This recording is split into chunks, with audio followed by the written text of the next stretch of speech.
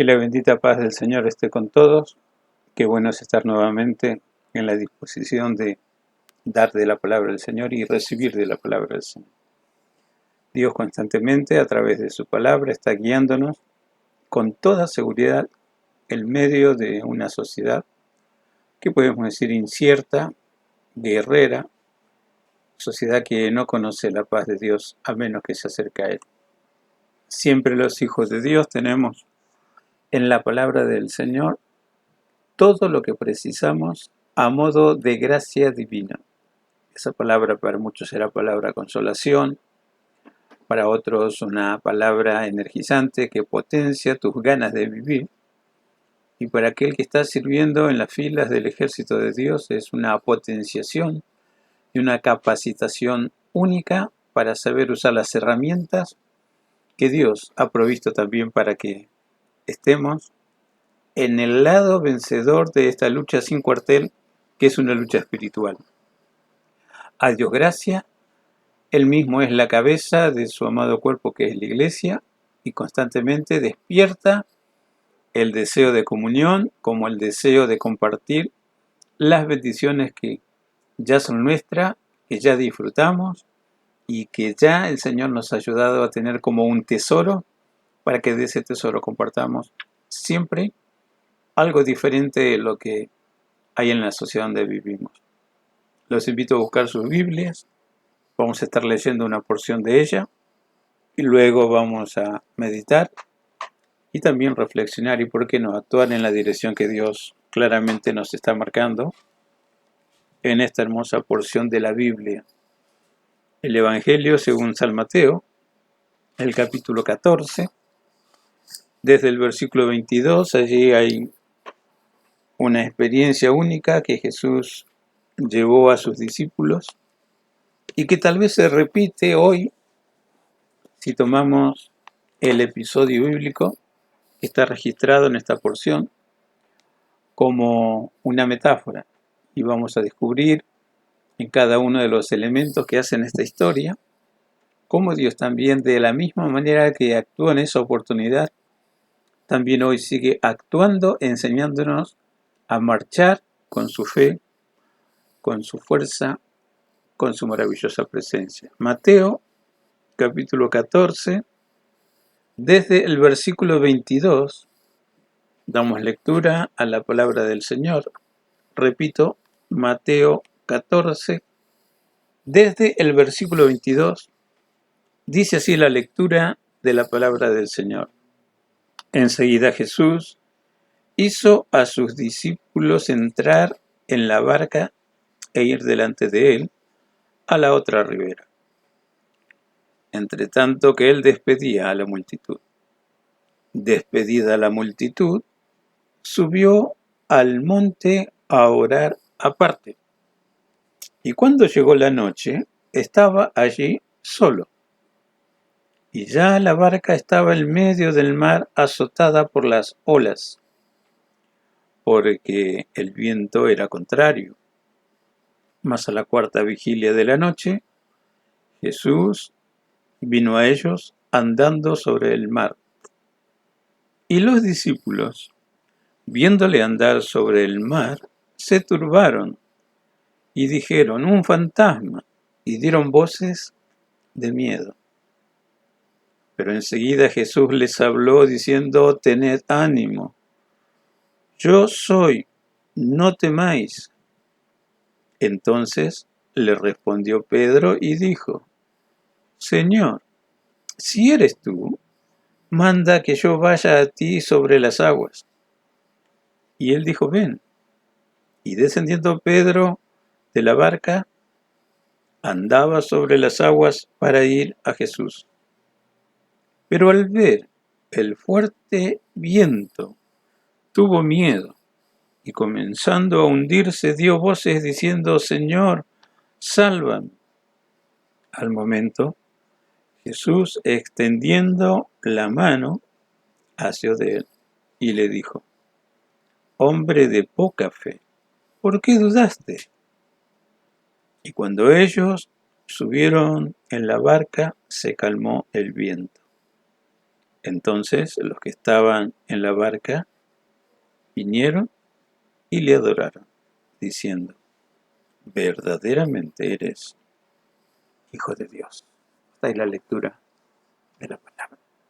Oramos un momento. Padre bueno, gracias por tu misericordia. Podemos conocerte como la Biblia nos instruye, Padre de las misericordias. Es más, no solamente eres Padre de la misericordia, eres la misericordia en esencia. Señor, qué bueno es conocerte. Y qué bueno tener tu palabra escrita. Qué bueno que tu Espíritu Santo también nos ayuda a mirar las maravillas de tu ley. Es lo que necesitamos. Abre nuestros ojos, Señor. Y ábrelo ahora para ver tus maravillas. Señor, que podamos entender claramente que no solo la exposición de tu palabra alumbra, potencia la capacidad para aceptarla y guardarla, atesorándolo en nuestro interior. Necesitamos mucho de ti, Señor. Y en consonancia al hecho de estar en paz contigo y en comunión contigo, descubrimos lo necesario que somos a la extensión de tu santo y bendito reino a donde sea, Señor. Mientras nos dure la vida, tú nos das un rol a desempeñar, pero también nos potencias para que podamos cumplir ese rol. Padre, sin duda alguna para ti siempre es la gloria y lo vamos a hacer. Gracias por este momento espiritual.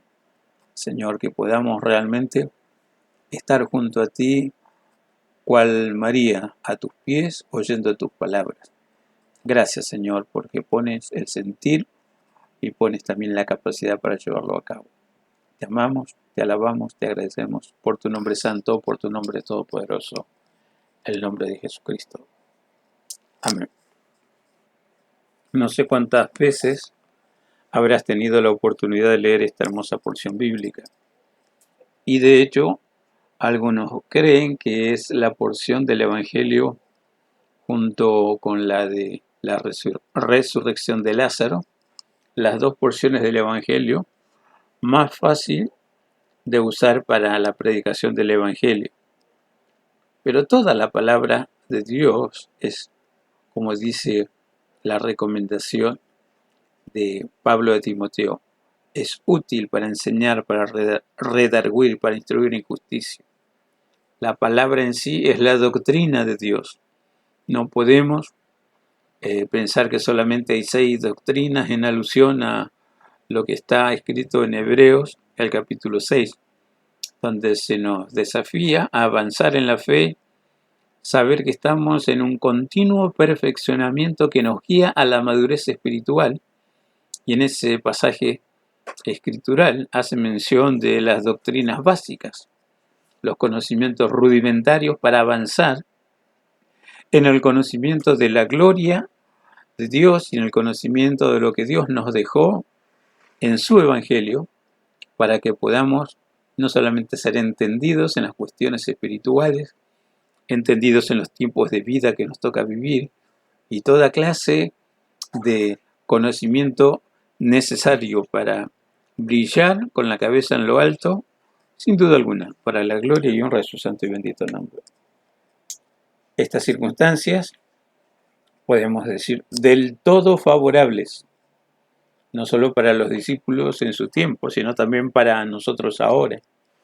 No solamente son palabras escritas para evangelizar, son palabras escritas para volver a tomar un nuevo ímpetu, nuevos bríos en el Espíritu Santo de Dios, para descubrir que por medio de la fe que Dios nos ha dado y que ha puesto, recordando allí Efesios capítulo 2, versículo 10, que nos recuerda que por gracia somos salvos y esto no es de nosotros, en referencia a la gracia y lo que produjo el milagro de la nueva vida.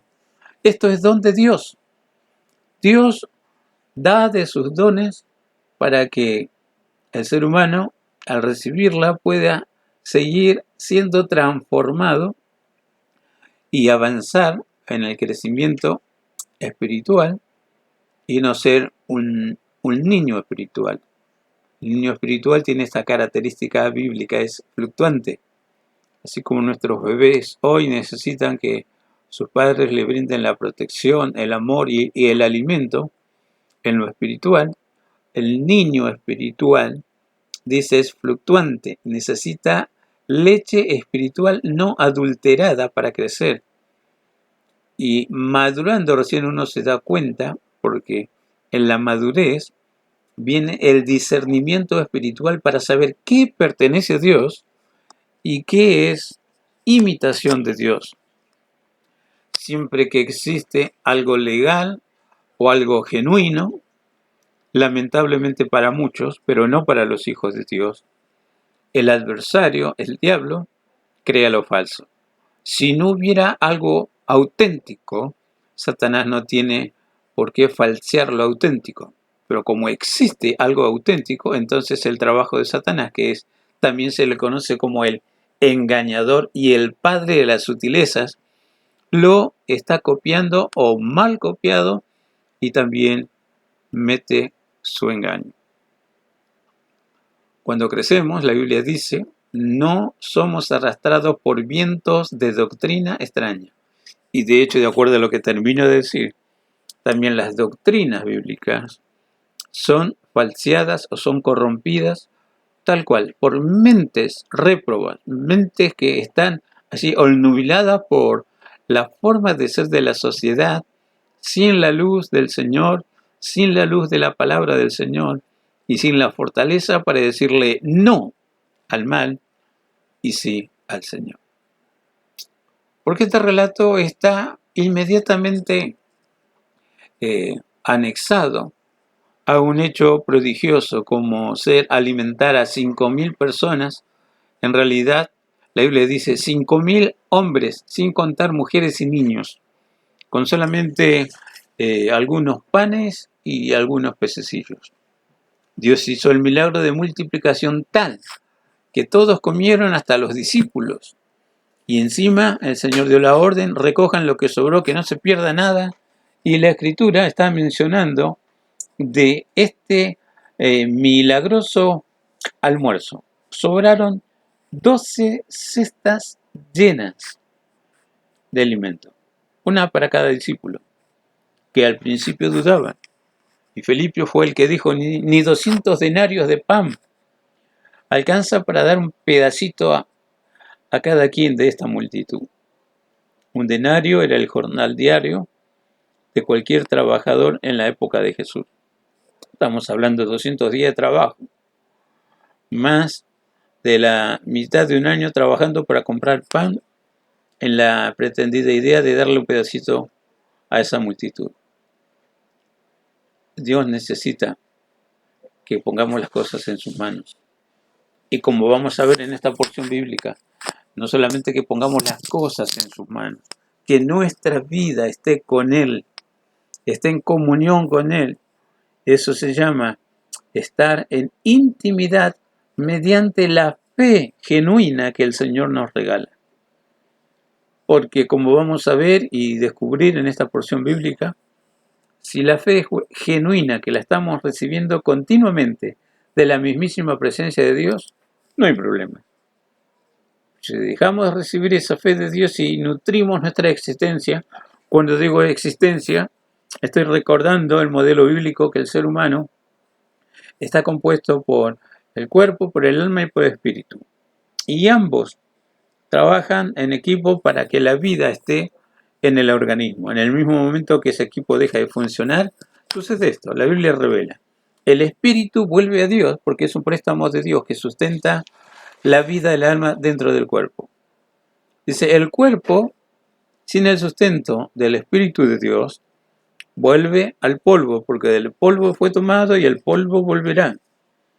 Y el alma que es inmortal, el sello distintivo de cada individuo en la tierra, depende de lo que hemos hecho con la oportunidad de vida que Dios nos ha regalado para que le conozcamos y escapemos sobre la maldición que pesa sobre todo ser humano por causa de la vigencia y la práctica continua del pecado. Romanos 3:23 dice que por cuanto todos pecaron, todos están destituidos de la gloria de Dios. De alguna manera, no solamente el pecado original, herencia que transmitimos de generación en generación, tiene su peso. Es hábito de vida con decisión de acuerdo a esa vida lo que produce el pecado. Dios nos vino a libertar de esa maldición. La dádiva de Dios en Cristo Jesús precisamente es vida eterna. Y allí apunta esta porción bíblica. El hombre no solamente debe vivir para comer o procurar comer cada vez mejor y mejor. Algunos hasta llegan a decir, la Biblia te dice a modo de bendición, el justo come hasta saciar su alma, y está enseñándonos a orar allí en esa oración modelo que Jesús nos dejara, oración conocida como el Padre Nuestro, también la porción de alimento diario mencionada en esa oración. ¿Recordamos? El pan nuestro de cada día, dánoslo hoy, y perdona nuestras deudas, así como nosotros perdonamos a nuestros deudores. Dios está interesado que en cada mesa haya alimentos. Y es más, es bueno recordar, tener el alimento diario también llega a ser motivo de gloria y motivo de honra que está dando testimonio de la abundante bendición de Dios. El salmista David lo había entendido muy bien y llega a mencionar así en el capítulo 37 de los Salmos, joven fui y he envejecido, y no he visto a justo desamparado, ni su descendencia que mendigue pan. Pero el tema no es seguir al Señor por lo que Él me asegura que está la comida diaria, o como si uno quiere hilar un poco más, dice que en su presencia, en los secretos de su presencia, Dios ha preparado banquetes suculentos. Entonces, más allá del simple hábito de comer para vivir, Dios está marcando un mejoramiento de vida constante. Está diciendo, tal cual lo hemos visto en el programa del mensaje grabado de la semana anterior, en el Salmo 68, cuando dice que Dios está honrándonos en todo tiempo, enseñándonos que en medio de la abundancia, en medio de la tierra que produce abundante nutrición para los que la poseen, allí está Dios, marcando con esa bendición, con esa abundante provisión que es su bendición para la vida. Pero aquí va más de ello, porque este incidente está después de ese tremendo milagro de provisión de alimento para más de 5.000 personas. Algunos llegan a aventurar, bueno, contando los matrimonios y la prole abundante de los matrimonios antiguos de 6 a 12 hijos, como muchos historiadores y muchos episodios bíblicos están marcando, de la abundante prosperidad. Entonces, sacamos la cuenta, 5.000 hombres, puede ser que alguno haya sido soltero o viudo, pero dada esa abundante capacidad de engendrar hijos, vamos a poner por 3, 5.000 por 3. La compañera o la esposa y solamente un hijo. 5.000 por 3, mínimo 15.000 personas comieron de pocos panes y pocos peces. Pero más allá de eso, que se repite el milagro, ¿no? En Marcos y en el Evangelio de Juan. Juan está marcando que la multitud, tal cual dice aquí la porción bíblica, fue despedida por Jesús. Primero despidió a los discípulos, los subió a un barquito, muchachos crucen del otro lado, enseguida los alcanzo. Dice, Jesús se quedó, despidió a la multitud, despedida la multitud, fue al monte a orar. Así dice esta porción bíblica. Los otros evangelios, por ejemplo, los otros escritos del evangelio, por ejemplo, Juan, dice que cuando Jesús finalmente llegó al otro lado, después de narrar así sucintamente el mismo episodio que estamos mirando ahora, mucha gente, a su manera, como pudo, no sé si nadando o con otros barquitos o con algunos botes, llegaron al otro lado y buscaron a Jesús. Y cuando lo encontraron, Jesús les dice, ustedes me buscan porque comieron gratis. Porque la Escritura dice, lo buscaban a Jesús para hacerlo rey. Parece que el problema de nutrirse o tener alimento diario, sin poner los hombros para buscar los recursos y comprar los alimentos, porque no son gratis. Hay que comprarlos. ¿Quién para la olla? Es el tema. Buscaron a Jesús y Jesús les dijo, ustedes me buscan porque comieron gratis. Trabajen no solamente por la comida que perecen, trabajen por la comida que a vida eterna prevalece. Allí está la orden de Jesús, enseñándonos a recordar que la primera tentación del maligno al mismísimo Jesús tenía que ver con los alimentos, porque después de 40 días de ayuno, dice la Biblia, apareció Satanás donde estaba Jesús en oración y en ayuno, y sabiendo que Jesús tenía mucho hambre, mira la primera tentación. Si eres el Hijo de Dios, decile a las piedras que se conviertan en pan. Jesús sabía que era Hijo de Dios, que era el unigénito de Dios, que era el modelo de Dios prometido a la humanidad para redención desde los mismísimos origen de lo que conocemos como civilización humana. Pondré enemistad entre tu simiente y la simiente de la mujer.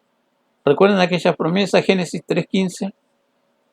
La descendencia de la serpiente y la descendencia de la simiente de la mujer. Aunque está allí implícita toda la humanidad, cuando dice simiente de mujer, alude principalmente a los que por la fe han recibido la nueva vida que Dios ofrece mediante su evangelio, su palabra y esta fe que viene de lo alto. Los descendientes de la simiente de la mujer. La simiente de mujer es Jesús, el único ser humano nacido de simiente pura de mujer. Todos los demás estamos allí en concurso de la simiente de hombre, que no está mencionada en esta lucha cruel y constante. La lucha se da entre la simiente de la mujer, que es Jesús, que es Cristo, que es el unigénito, que es el Salvador, que es el Cordero de Dios, y la simiente de la serpiente, el mismísimo Satanás y todos sus agentes. Esto es de vital importancia para comprender lo importante de esta porción bíblica, entender el contexto del por qué Jesús llegó a decirle a ese apóstol que se atrevió a decir, si eres tú, manda que vaya a ti sobre las aguas. Y el reproche de Jesús cuando el otro sacó su vista de Jesús y miró su entorno que traía este mensaje: te mato, no puedes conmigo, no estás capacitado para caminar por las aguas, no tienes fuerza contra los elementos de la naturaleza. Y ahí Satanás aprende algo, y todos los hijos de Satanás, incluidos nosotros, los hijos de Dios, redimidos y comprados por la sangre del Cordero, entendemos algo. Depende quién está dirigiendo las fuerzas de la naturaleza.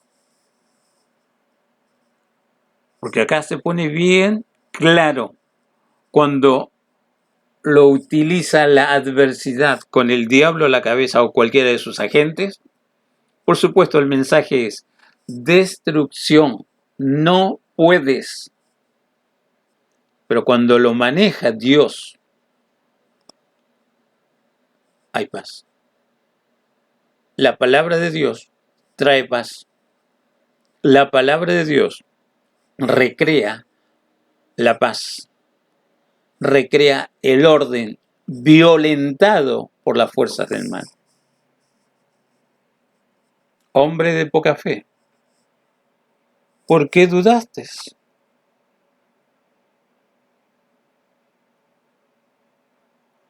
Y esto es un modelo, es un metafórico modelo. Porque si vamos a hablar de metáforas o comparaciones, las aguas representan tanto el mal como el bien. El mal, como te dije anteriormente, si están dirigidas, coordinadas y usadas por el violento por naturaleza, que es Satanás. Violencia que subyuga, o podemos decir, violencia impuesta, violencia que arrastra al ser humano a ser parte de ella. Pero si las fuerzas de la naturaleza están dirigidas por Dios, como las aguas que representan a Dios, no tienen nada que ver con violencia. Las aguas que representan a Dios, tal cual lo menciona Apocalipsis. Juan vio en la visión de la ciudad de Dios un mar de cristal. El mar turbulento es sinónimo de separación, es sinónimo de muerte, es sinónimo de todas las cosas tenebrosas que nos toca enfrentar mientras nos dure la vida. Y de hecho, en lo geográfico, también tenemos en nuestro mundo un mar conocido como el Mar Muerto. Allí en Israel, el Mar Muerto tiene aguas que no sustentan la vida. La densidad de esas aguas hace que prácticamente el ser humano no se hunda.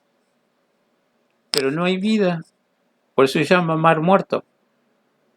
Muchos estudios de la ciencia sobre el por qué esas aguas no son aguas potables, no son aguas que permiten la vida como sería la naturaleza del agua. La vida proviene del agua, dice la Biblia, y muchos ignoran voluntariamente mucho de las creaciones de Dios para que el mundo sea lo que hoy conocemos como el mundo, para que el universo coexista con leyes que desconocemos. Se invierten muchísimos recursos para investigar el espacio. De hecho, sabemos que el espacio es algo así como algo infinito. Nunca se llegó a mensurar hasta dónde llega. Pero sí se sabe las medidas para viajar por ese universo. Hay una medida que se conoce años luz. Es la distancia que recorre la luz en un año, se llama años luz. La luz tiene una velocidad de 330.000 kilómetros por segundo. Y en un año, imagínate, galaxias próximas a la Tierra están a años luz. Y sumar los años que quiera. La más cerca, la Vía Láctea, la más cerca, Andrómeda. Vamos a hablar de cuestiones siderales, como estudiar el universo. Si vamos a ver que el agua, el mar, está representando o el mal, la inestabilidad que produce el mal, o la bendición de Dios y la paz que Dios te está otorgando.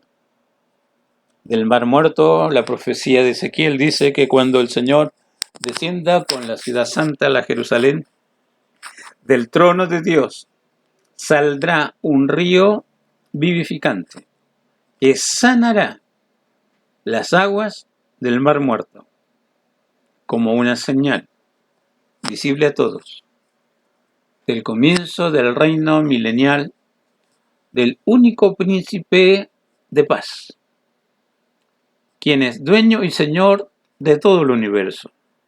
por quien Dios creó, diseñó, puso en vigencia y sostiene para Él, su amado unigénito. Y ese unigénito comparte su herencia con todos los que Él ha llamado a esta vida. Estos son los que también Apocalipsis capítulo 17 está marcando lo que estamos tratando de marcar con esta porción bíblica. Pelearán contra el Cordero, pero el Cordero los vencerá, porque Él es Rey de Reyes, Señor de Señores. Y los que están con Él, estos son también los llamados, los escogidos, los fieles. Hay una lección muy especial para los discípulos, los 12.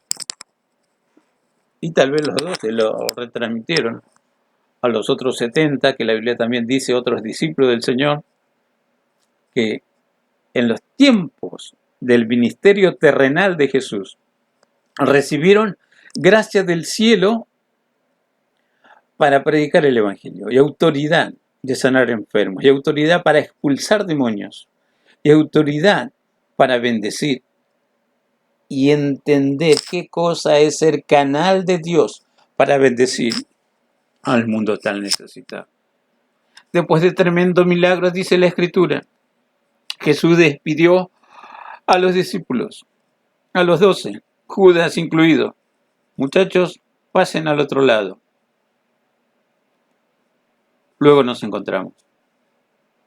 Jesús se quedó, despidió a la gente, terminó la reunión. Me alegro que todos estén satisfechos en lo espiritual y también que hayan comido y estén también con la pancita llena. Me imagino una oración de despedida como hacemos cuando terminamos nuestro culto. Bueno, hermanos, vamos a orar, despedir la reunión. Se fueron todos, o al menos eso hicieron algunos, porque otros ya les conté. Si no quieres investigar un poquito más, ve al Evangelio según San Juan, y allí dice que algunos siguieron el barco de los discípulos, o habrán descubierto el lugar donde Jesús se retiró a orar. Porque el secreto espiritual de todas las victorias que Jesús alcanzó en su ministerio precisamente era estar conectado en comunión íntima, constante con su Padre, a través de la oración. Y allí van. Y hay un detalle. Si uno analiza lo que registra la Escritura, cuando dice, mas a la cuarta vigilia de la noche, Jesús fue caminando sobre el mar, allí donde podía divisar el barquito donde iban los discípulos. La cuarta vigilia de la noche, recordar la forma de dividir el tiempo de los antiguos romanos. En los tiempos de Jesús, Judea era una provincia romana. Ellos marcaban el día en 12 horas, lo mismo que la noche. Pero la noche también estaba subdividida en vigilias. Cada vigilia, un tiempo aproximado de 3 horas. Se usaba mucho como un calendario para los centinelas del ejército romano. La primera vigilia de 6 de la tarde hasta las 9 de la noche aproximadamente. ¿Quién le tocaba la guardia en ese tiempo? Bueno, era bastante llevadero. La segunda vigilia de 9 a 12. No tan llevadero como la primera, pero también hoy. ¿Quién más o menos se acuesta a las 12 de la noche, algunos a las 1, otros a las 11, depende de las actividades del otro día? La tercera vigilia de la noche, precisamente de 0 horas a las 3 de la madrugada. Y la cuarta vigilia, entre las 3 y las 6 de la mañana, donde comenzaba el día de 12 horas. A la cuarta vigilia de la noche, está diciendo, Jesús fue a ellos caminando sobre el mar. Quiere decir que esa travesía en un bote o en un barquito a remo era bastante penoso. Y habida cuenta que el relato bíblico dice, el viento les era contrario y el mar estaba embravecido, había olas, el fuerte viento en contra. Y Jesús vio a los discípulos allí trabajando con denuedo, remando contra el mar. Hoy no tenemos tal problema. Nuestros barcos son a vela o a motor. Siempre hay nuevos motores con mayor capacidad que el anterior. Y es impresionante todavía ver en un mar embravecido como los grandes barcos, a pesar que tienen el potencial para superar esas olas inmensas, muchos naufragan. Porque imagínate, como dice acá el detalle, el viento contrario y las olas que hacían que no fuese una travesía en paz. Al ver Jesús la fatiga de ellos, se acercó. En los tiempos de Jesús sigue habiendo,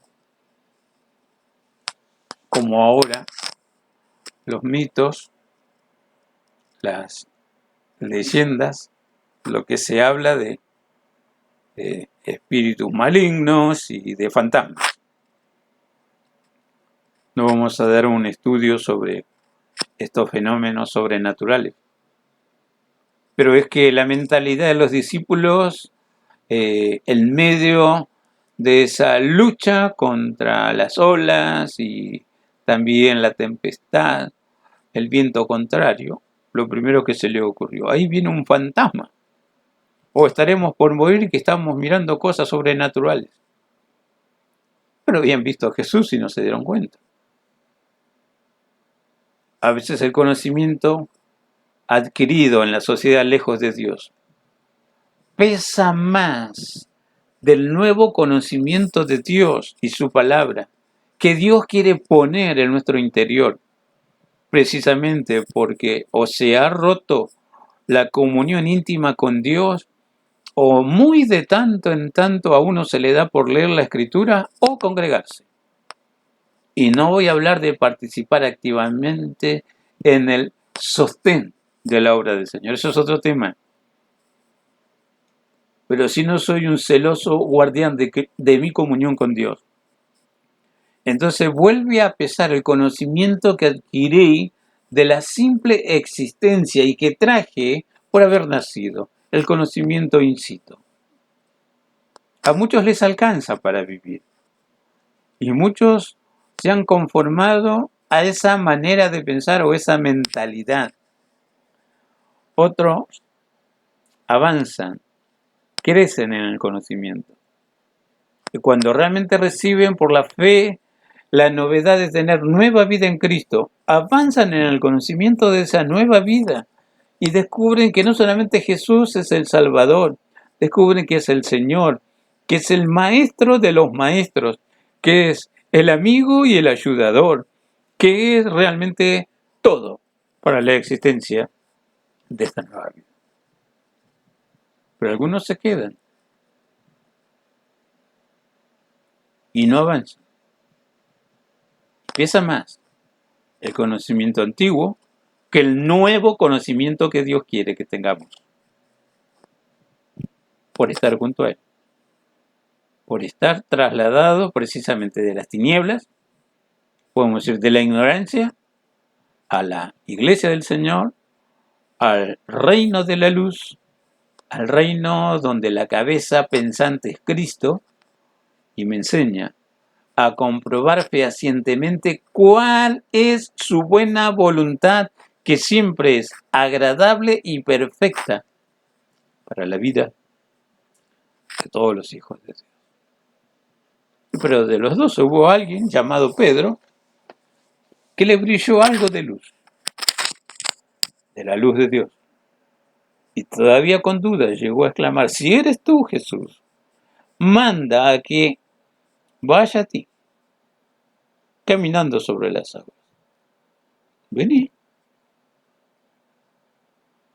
Al instante Pedro se bajó del barco, no le importó Las olas no le importó, la tempestad, ni las ráfagas de viento. Recibió la palabra, actuó conforme a esa palabra y comenzó a caminar. Hubiera seguido así hasta llegar a Jesús. Pero cuando él mismo comprobó que estaba caminando sobre el mar, dice así, y mirando las olas y mirando el viento, comenzó a hundirse. ¿Y la palabra que recibiste? ¿Tan rápido se te olvidó? No es muy diferente ahora, hermano. Tal vez por compromiso alguno asiste y presencia un lugar de reunión y escucha como todo, palabra que Dios envía, pero les dura poco.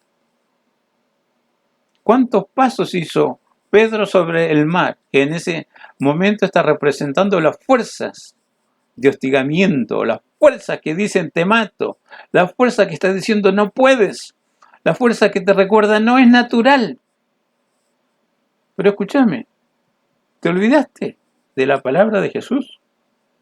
¿Te olvidaste que estás actuando poderosamente, caminando sobre la adversidad, caminando sobre las fuerzas del mal, caminando en obediencia a la palabra recibida? Parece que sí, porque así dice, y mirando las olas y mirando el viento comenzó a hundirse. Pero se acordó de algo.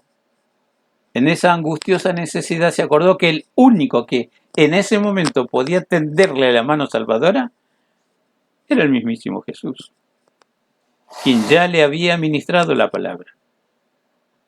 No había dónde recurrir, no había otra opción. Y Jesús se acerca, como siempre. Jesús no tiene el hábito de oír y ver la necesidad y quedarse sin hacer nada a ver qué sucede. La Biblia dice que Jesús nos oye, que Jesús nos mira y que Jesús tiende su mano. Como aquí. Le dio la mano, lo levantó y le recordó: hombre de poca fe, ¿por qué dudaste? Entonces la lección es esta: ¿cuánta fe tengo para seguir obedeciendo a Dios? ¿Cuánta fe tengo para terminar lo que empecé? ¿Cuánta fe tengo para seguir correspondiendo en algo a tanto que recibo por la palabra que Dios me envía? ¿Por qué dudaste? Te dije, si uno va a ver las metáforas y comparar, como estamos comparando los elementos con lo que representan, la vida no es fácil. La vida es muy difícil, pero no hay imposibles. Si está Cristo y su fe influyéndonos por su palabra, la energía que necesitamos para avanzar. Ahora sí que hay un problema. Cuando no está Jesús, cuando no está su palabra, y cuando no recibo fuerzas suficientes para avanzar. Es común que la gente se hunda y hasta lamentablemente muera por causa del hostigamiento del mal, por causa de lo que cree imposible de superar. Y miremos, aunque someramente, qué cosa es la muerte para muchos. No es simplemente una definición filosófica, pero la muerte es el fin de todas las posibilidades. Se acabó, no hay más para esta vida física. Pero sí que hay más después de la muerte. Y depende de cada uno qué hacer con lo que Dios ha hecho y ofrece constantemente para los que creen. Mirad a mí y sed salvos todos los términos de la tierra, lo largo, lo ancho de este mundo. Está Dios, está invitando a aquel que necesita y busca su ayuda. Puedes vivir enrolado en la forma de pensar que quieras, pero el único que te va a librar aún de la misma muerte se llama Dios. De Jehová el Señor es el librar de la muerte, dice la palabra santa. Ahí está Jesús, tendió su mano, lo levantó. Y mira el detalle significativo, que llega a ser el final de este episodio o circunstancia que Dios hizo vivir a los discípulos. Tomándole de la mano, lo asió y juntos llegaron al barco. Jesús subió al barco y dice la Biblia, inmediatamente se hizo una gran bonanza. ¿Entró Jesús en el barco de tu vida? Jesús es paz. Entonces viene la paz. No importa qué es lo que te quiso matar o hundir. ¿Entró Jesús a tu vida? Se terminó ese proceso terminal que conduce a la muerte. Porque Jesús no solamente es paz, Jesús es vida, Jesús es el camino, Jesús es la verdad, Jesús es la puerta del cielo. A la entrada del cielo eterno, de su gloria eterna está Él. Y es Él quien decide abrir la puerta o cerrar la puerta. No importa si fulano, mengano y sutano vivió mal a tu criterio. Hay que ver cómo se vive delante de los santos ojos de Dios. Y si quieres hablar con sabiduría, jamás diga, tal persona se ganó el cielo. Está en la gloria del cielo descansando, porque no lo sabes. Que tengas buena intención de llevar consuelo o paz, no sé si vale todavía porque no es la verdad. Consuelo y la paz vienen precisamente por la verdad. Es Jesús el que determina quién es reo de condenación y quién deja de ser reo de condenación para ser un pecador convertido, limpiado, sanado, libertado por la sangre bendita derramada en la cruz del Calvario. Allí está Jesús, no solamente para guiarte por la vida. ¿Recuerdas el Salmo 23? Ciertamente el bien y la misericordia me seguirán todos los días de mi vida, y en la casa de mi Dios viviré eternamente. Eso significa largos días. Los días de la eternidad no son días de 24 horas como aquí tenemos y marcamos en nuestros calendarios, o tal vez la antigua forma de fraccionar el tiempo. El día 12 horas y 4 vigilias en la noche de 3 horas. Cada vigilia tenía un nombre, ¿no? Cuando Pedro negó al Señor, la hora del gallo, porque en una de las vigilias se tocaba la trompeta que avisaba al centinela romano el inicio de la cuarta vigilia, por lo tanto un cambio de guardia.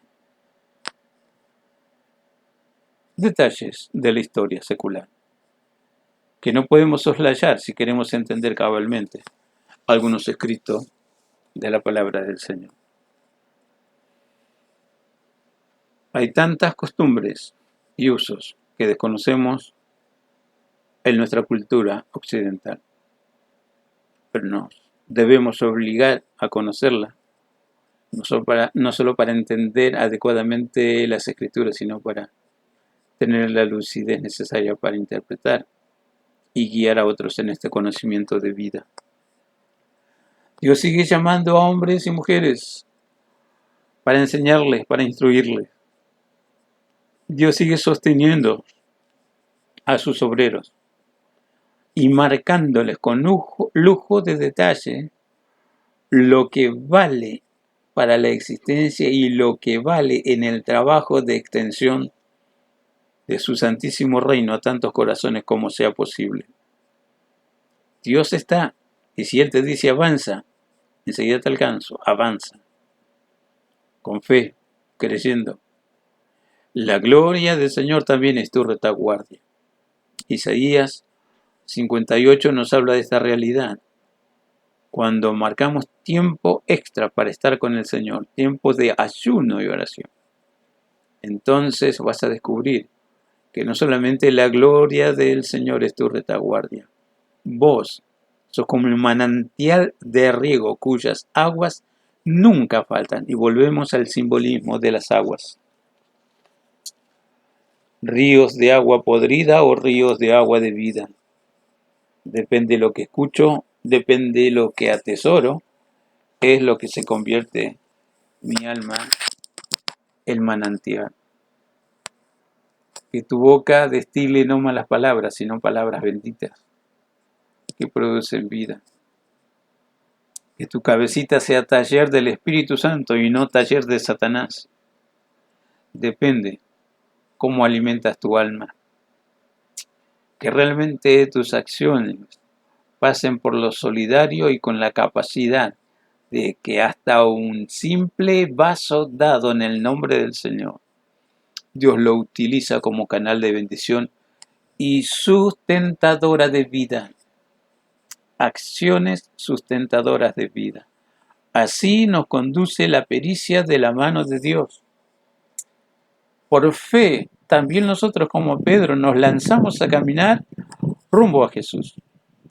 Porque cada cristiano está embarcado en este rumbo, a donde está Jesús, a donde vive Jesús.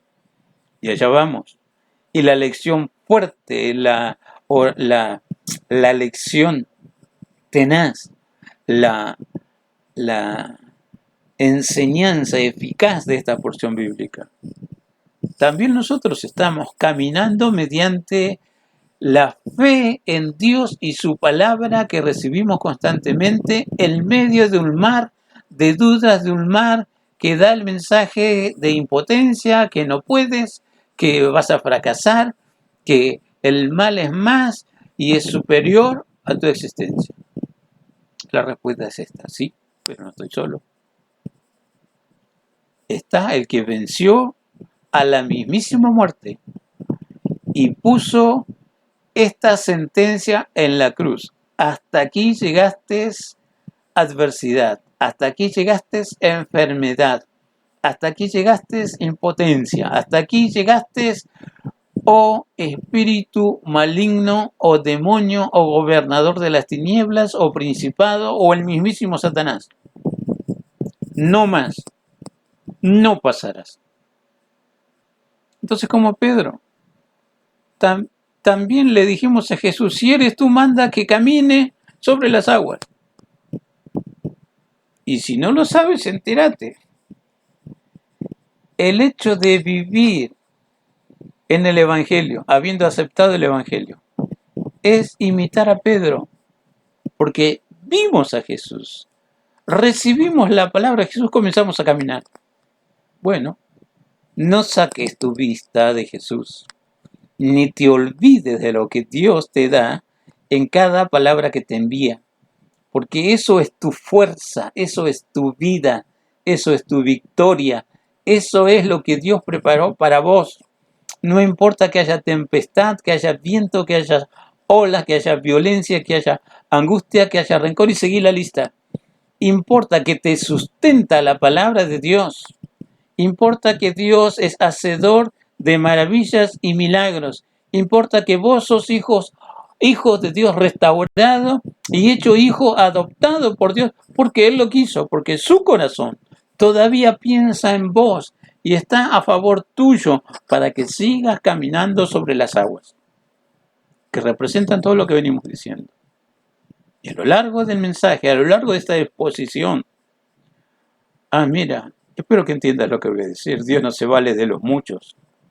Dios se vale de aquellos que se atreven a seguir creyendo y mediante la fe y la palabra que reciben, que retroalimenta la fe es por el oír y el oír por la palabra de Dios. Avanzan sin importar qué cosa se desata a los costados, alrededor, a la orilla. Salmo 91, en forma teórica lo sabes. Caerán 1000 y 10.000 a tu diestra. ¿Y recuerdas cómo sigue? Mas a ti no llegará. Dios te sustenta, Dios te sostiene, Dios te guía siempre, de gloria en gloria, de poder en poder, hasta que estés lleno de victorias, abundantes victorias, llenos de frutos, frutos del Espíritu Santo de Dios. Y dice así, hasta ver cara a Dios en Sion. Lo intentó Pedro y Pedro se hundió. ¿Quién soy yo? ¿O qué no soy yo? Me puedo hundir también. No, Señor. El fracaso de los demás no quiere decir que vos también vas a fracasar. Entonces, mira, me importa poco si te ofendo. Mira a Jesús. No saques la vista de Jesús ni de la palabra que Dios te ha dado. No es porque fracaso Pedro. ¿Quién soy yo para no fracasar? Si piensas así, y mira, Judas traicionó a Jesús. ¿Quién sos vos para no traicionar a Jesús? Entonces, esa comparación o mal comparación no debe existir ni en tu vida ni en la mía. Miremos a Jesús, el modelo auténtico de fidelidad, el testigo fiel, como lo presenta Pablo al joven pastor Timoteo. Mira a Jesús, que en medio de las peores circunstancias de su propia vida dio testimonio de lo que es ser fiel a Dios. Y fue obediente hasta la muerte en cruz. Hebreo nos está marcando esa situación y marcando lo máximo expresado en la vida de Jesús. Que andamos sobre el mar constantemente, pero nutridos de la palabra de Dios y sostenidos por la fe que Dios nos envía. No quiero hablar más, creo que es suficiente. No sé cuántos mensajes escuchaste de esta porción bíblica. Cada lectura de tu palabra es el Espíritu Santo de Dios que te ayudará a entenderlo, para que descubras que eres importante en los planes de Dios. Y Dios trabaja constantemente para que no te quedes en proyecto. Por eso el desafío constante en la Escritura. No ser niños en el modo de pensar, no ser niños fluctuantes que siempre necesitan la leche espiritual para crecer. Empecemos a comer lo sólido de los manjares exquisitos que Dios ha preparado para ser fuertes y para honrarle como siempre Dios espera ser honrado. Vamos a orar. Cierra tus ojitos. Quiero orar por vos. No sé cómo es la etapa de desarrollo en el crecimiento de tu vida espiritual. Pero si estás en el camino del Señor, simplemente recuerda esto. Dios me llamó con propósitos bien definidos. Que me alcance el tiempo de vida para llevar satisfacciones o empezar a llevar satisfacciones al corazón de mi amado Padre Celestial. ¿Oramos? Padre bueno, gracias por tu palabra. Gracias por la realidad de saber que todavía tu amor es un hecho sobre cada una de nuestras vidas. Amor que nos trajo un nuevo nacimiento. Por lo tanto, también una nueva vida en ti. Amor que todos los días hace posible que tenga ánimo de buscar en tu presencia tu palabra. Lámpara es a mis pies tu palabra y lumbrera mi camino, dice uno de los versículos de ese hermoso salmo, el Salmo 119 de la palabra. ¿Cuánto necesitamos de ti, Señor? No sabemos. A veces ni queremos saberlo, pero si nos interesa, siempre necesitamos de ti. Ya hemos comprobado la realidad de tu vida. Ayúdanos a tener esa vida. Ayúdanos como lo expresa la palabra, a vivir de gloria en gloria, de victoria en victoria, de poder en poder. Padre Santo, consolida tu presencia en cada corazón que recibe tu palabra. Por tu palabra, Señor, recibimos sanidad, tenemos liberación y tenemos tu pronto auxilio. Gracias, Señor. Gracias por tamañas bendiciones. Realmente eres grande y hacedor de maravillas. Que tu nombre siga o comience a ser glorificado en cada vida de los que están oyendo y recibiendo esta tu palabra. Lo pido humildemente, creyendo que a la orden del día están tus milagros y comienza un nuevo tiempo, una nueva vida, muy diferente a la que hasta aquí hemos tenido por recibir tu palabra, y que podamos superar esa experiencia de Pedro. Comenzó a actuar en fe y caminó sobre las aguas, pero no prosiguió en esa tesitura y se hundió, pero felizmente el pronto auxilio estaba allí. Tendió su mano, lo levantó y le dijo: no seas hombre de poca fe. Ayúdanos a tomar la porción de vida, de fe que tú has preparado para cada nuevo día que tenemos. Padre, lo pido, lo agradezco con todo mi corazón. En el nombre que es sobre todo nombre, en el nombre de Jesucristo, ahora y siempre. Aleluya. Amén. Dios os los siga bendiciendo a cada uno. Nos vemos a la brevedad.